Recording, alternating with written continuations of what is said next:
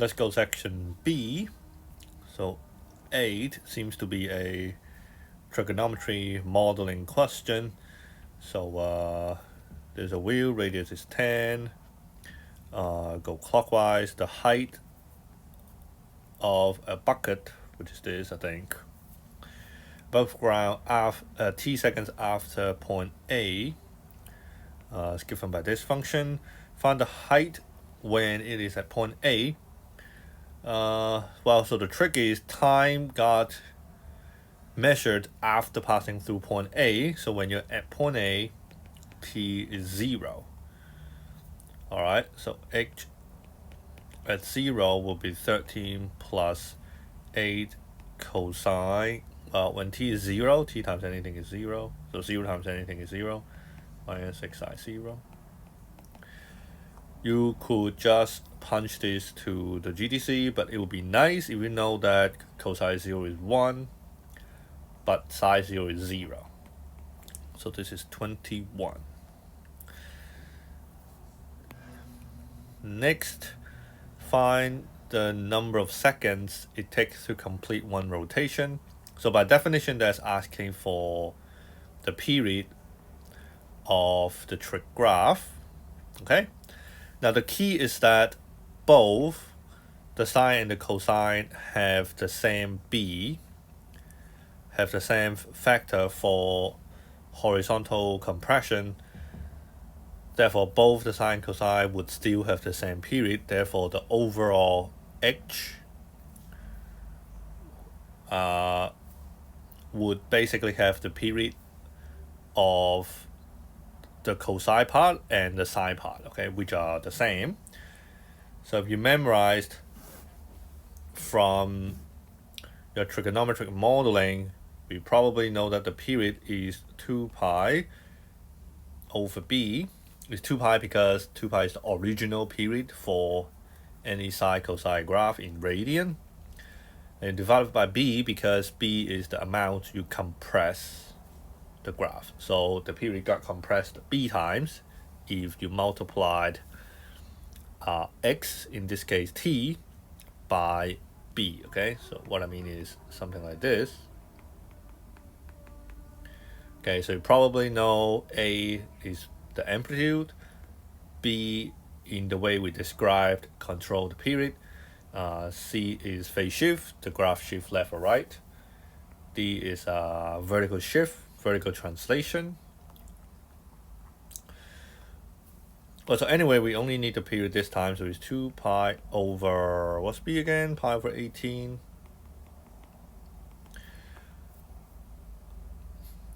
Okay, you could use the GDC, but it'd be nice if you don't need to. This is 2 pi divide pi over 18, but to divide a fraction, so 36. The next part is how many rotation can he do in an hour? Well, the key is this t is also measured in seconds, so this period is also in seconds. The period we found before was in seconds, so it takes 36 seconds to do one cycle. Well, in an hour there are 60 minutes. Each minute there are 60 seconds, so there's 3,600 seconds. So divide that by 36, you can do 100 rotation per hour. Okay, it's like 3 marks. They're just running out of stuff to ask, I guess, and they need like 2 extra marks for the paper or something. The bucket moved to point B when the height is 4.06. So there's a point B, and they're telling you that this height is 4.06. It takes k seconds to do it. So this k is really t, is the time, right? Seconds. Find t. So I mean, it's a bit confusing, but if you think about it, it's simply telling you to find the time here when the height is 4.06. All right, and it should be obvious that something a GDC would do. So you want 4.06, 0.06, and also that thing 13 plus 8 cos bracket pi over 18. I'll use x for t minus 6 sine pi over 18 x. Obviously we need radian. So we graph that. So I guess B is like the first time. Yeah, just from A to B. So it's like the first time. So we want the first intersection. The first intersection. Okay. That 11.651. So if it's 368, it's 11.7.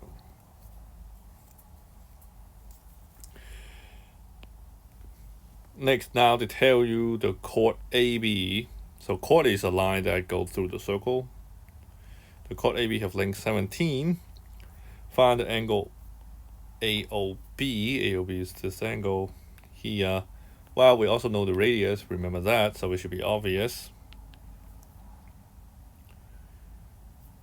Well, obviously is cosine rule, okay? So cosine rule, you go to the formula booklet.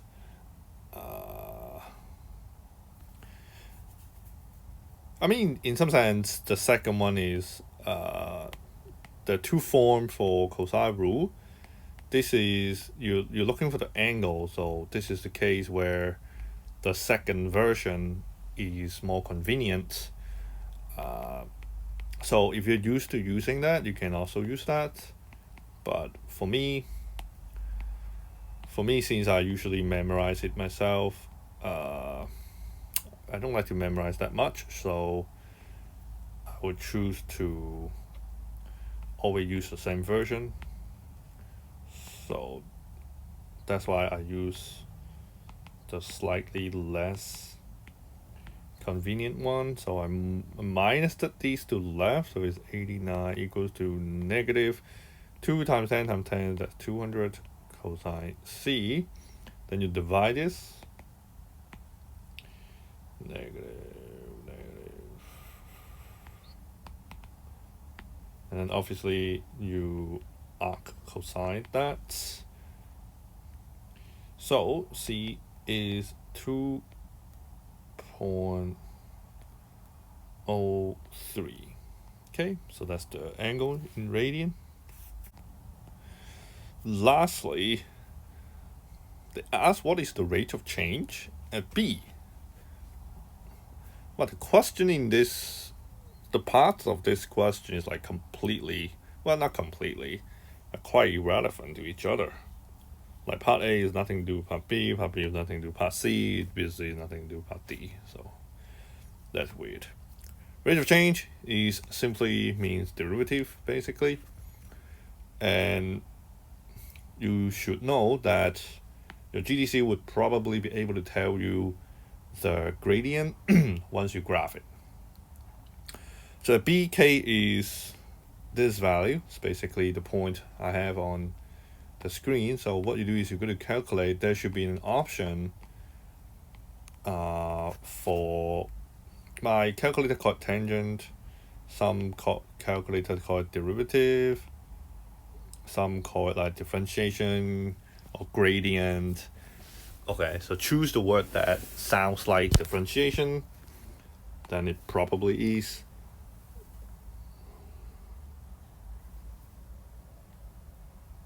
So apparently my calculator thought I meant the straight line. Okay, now it's blue. I think now it works. Okay, so according to my calculator, the answer is negative 0.782. Okay, try to see if you got the same, and yeah, understand the fact that rate of change means gradient, and you can find gradient with a GDC. Okay.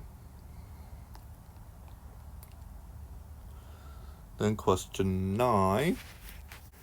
So Fiona walks to go to get a bus.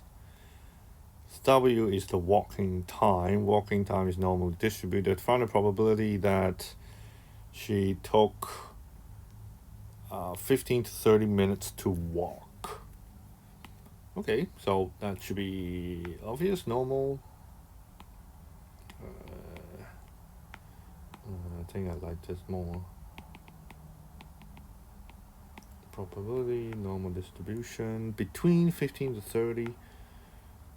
So for my calculator, I would do lower bound and then upper bound. And then mean, and then sigma.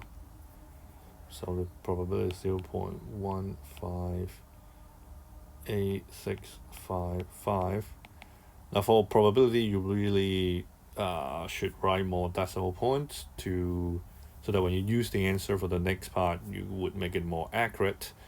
And by the way, your calculator would probably call this function normal CDF, okay? Normal CDF for finding probability in a normal distribution. And then there is another normal distribution called B. B is the time of the bus journey. Okay, so W for walking time, B for the bus traveling time. Okay.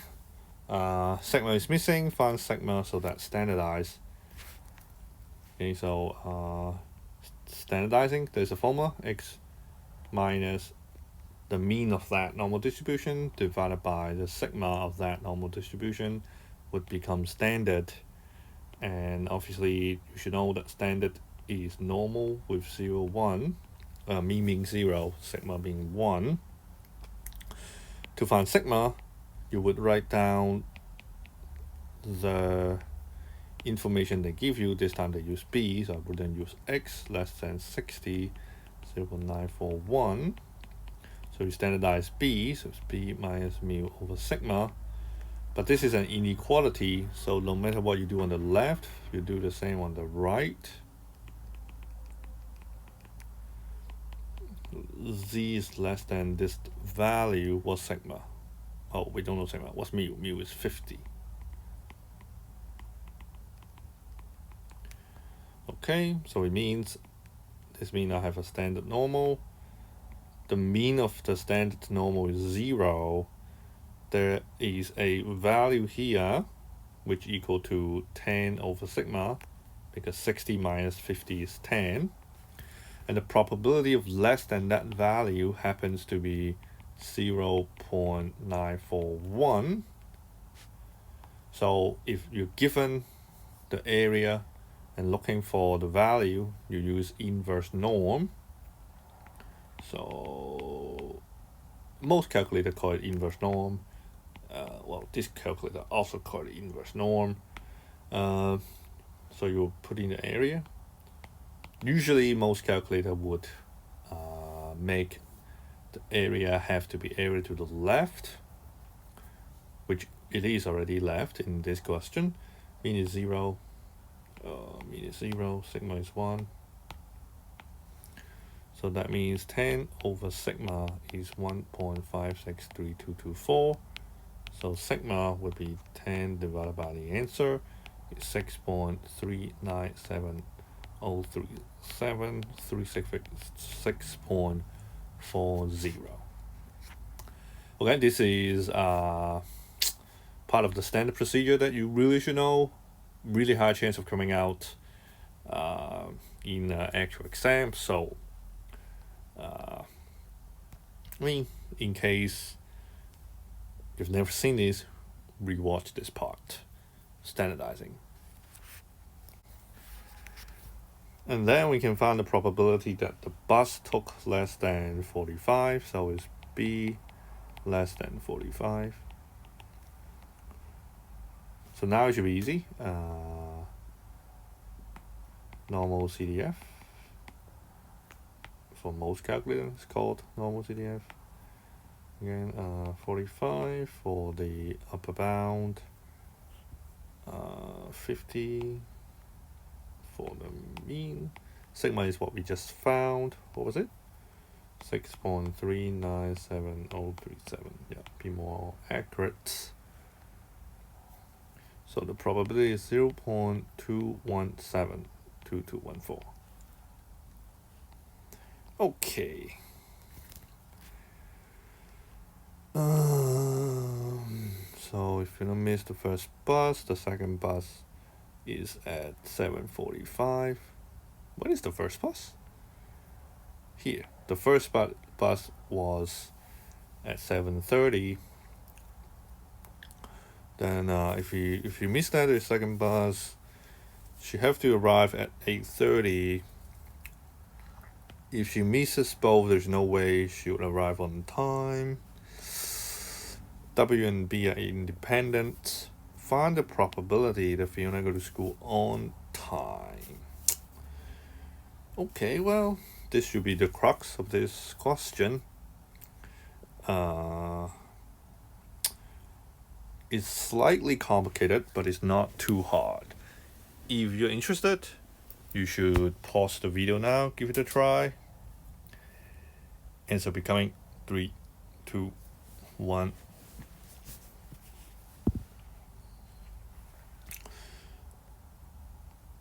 Okay, so for her to arrive on time, there are two different ways. So she either takes the first bus, or she can take the second bus. Okay. Well, but in order to get the first bus, her walking time, what's walking time? W, right? The walking time must be less than 15. Because she leaves the house at 7:15, but the bus is there at 7:30. So in order to get the first bus, her walking time needs to be less than 15. And it's multiplied, by the way.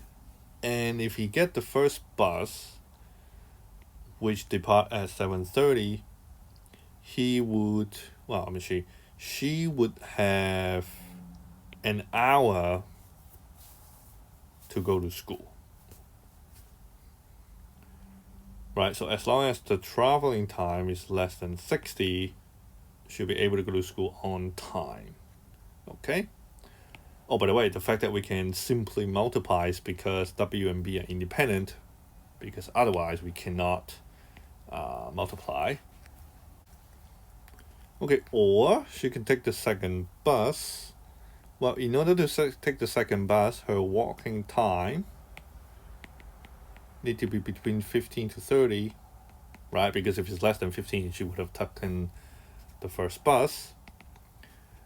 And if he took the second bus depart at 7:45. So she have like 45 minutes to go to school. So B is less than 45. Okay. Similarly, we can multiply because they're independent.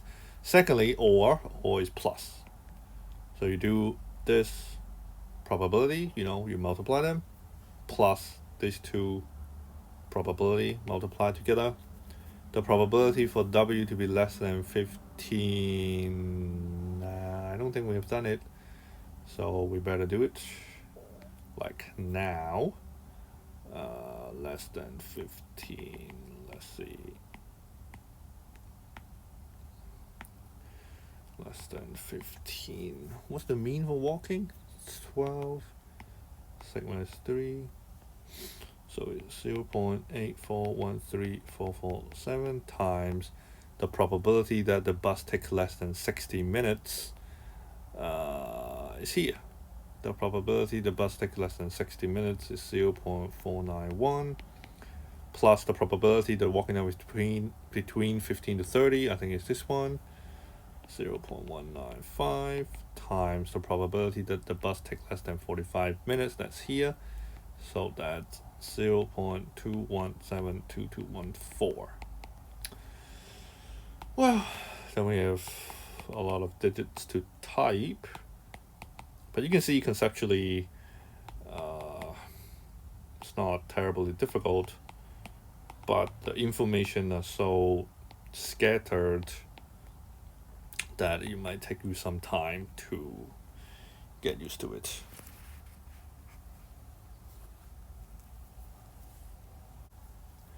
Okay, if you can get part D, then it shouldn't be difficult to get part E. Okay, the probability of going to school on time on one particular day is 0.826. Therefore, if you go to school 183 times, the expected number of day that Fiona arrived on time would simply be 183 times 0.826. So a little bit, again, 3 marks almost, 151. Okay. So, a bit hard, not too easy. As I mentioned in the section A video, this paper is not easy at all. So we're at the end. We're at the last question. So there is a function. The first derivative is given. Find the second derivative. Okay, so we differentiate this again. Obviously, we'll need quotient rule. Well, we don't need a calculator for that. So the top is u, the bottom is v. Quotient rule is actually provided. It's v squared v du dx minus u dv dx. At least that's how I memorize it. The booklet should be practically the same. So over, you square the bottom, so it's x squared plus 4 square. Then you copy the bottom, times differentiate the top, differentiate 6x, 6, minus copy u, times differentiate v, the bottom, differentiate x squared is 2x, differentiate 4 is 0, obviously. We expand, so 6x squared plus 24 minus 12x squared. The bottom we copy. When we do quotient rule, very rarely we would expand the bottom. Yeah, basically never. So 6x squared minus 12x squared is minus 6x squared plus 24. That should work. Yeah, they're the same. We get the same thing. Concave down. Concave down mean the second derivative is negative. Okay, you should know that. Oh, by the way, concave down means the graph look like this. Concave up means the the other way. Okay, so we basically want this to be less than 0. Then we multiply the bottom to the right. Now, first of all, 0 times anything is 0, so let's do 0. Second of all, anything squared is definitely positive. Well, unless it's 0, but it's a denominator, it cannot be 0. So it's definitely positive. When you're multiplying both sides of an inequality by something positive, you do not need to switch the sign, okay? So we don't switch the sign. Then we add the 6x to the right, divide the 6. So x squared is bigger than 4. And if x squared is bigger than 4, then first of all, x need to be bigger than 2. Now, but the other side that a lot of people might forgot is that x could also be less than -2, right? Because if you think about it, if x is, for example, -3, then -3 whole squared would be +9, which is also bigger than 4. So if you are very negative when you squared, you would also potentially be bigger than 4. Okay? And obviously the critical value, where you draw the line is -2. Okay, because if you root 4, it could be +2 or -2. Okay, so technically to solve the inequality, x squared need to be bigger than 4, x could be bigger than 2, or x could be less than -2. Now, on the other hand, for this question, the question mentioned that they want x to be bigger than some number, so that number seems to be 2. Okay, so n is 2.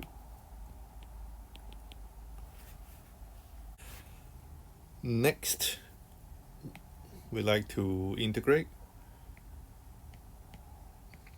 that thing. Okay, it should be obvious we need to do a substitution.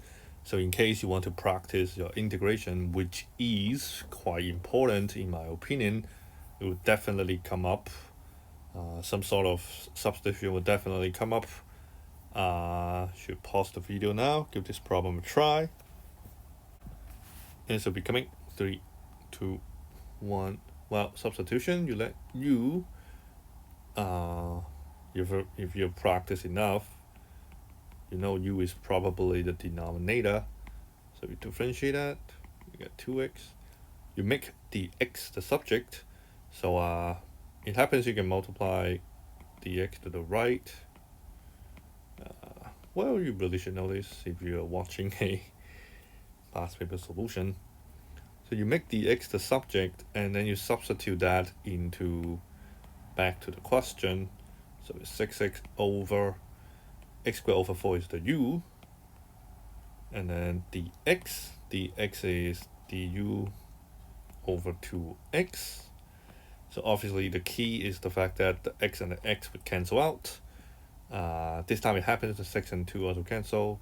That is relatively less important. We take out the 3 because it's a coefficient, so it just stays outside, doesn't do anything. You integrate 1 over u. Well, you check the booklet, you get ln u plus c for indefinite integral. Put the u back in. U is x squared plus 4. Okay, that's the integral. So last part. So now R is actually the region enclosed by F. So R is the area under F. They tell you R is 19.6. Alright, between x equal to 3. Somehow the question is find fx. Okay. So for this question, if you go back to the top, it actually says this is the derivative of f. Okay. So this is a very common question. Okay, it means that f would really be the integral of the first derivative, right? By definition, that's true, which we actually compute already. It was, what was it? 3 log that thing plus c plus c. And usually for this type of question, they would give you a point to sub into x and y so that you can find c, right? Now the tricky part of this question is you still need to find c, but instead of giving you a single point, they tell you an area. Okay, so you should think about how does this area find you c. This is the last part of probably the last past paper that you can do. Pause the video now, give this problem a try. Answer becoming 3, 2, 1. I mean, so it's actually not that tricky. You got some f. I don't know how f look like. I mean, I kind of do know how log look like, but that's not the key of this question. It's just some random function. You find the region enclosed between 1 to 3. They tell you there's an area of 19.6. So the usual thing that you're gonna do is to integrate this thing. Now the key is though, you need to integrate c together from 1 to 3. And they told you the area is 19.6, so this thing should be 19.6. Okay, so I guess most of you can figure this part out.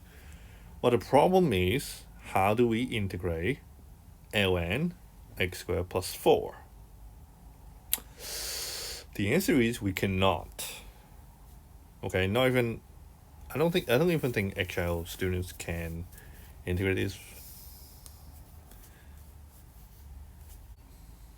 So we actually don't. Okay, for the integral, turn out we can separate them.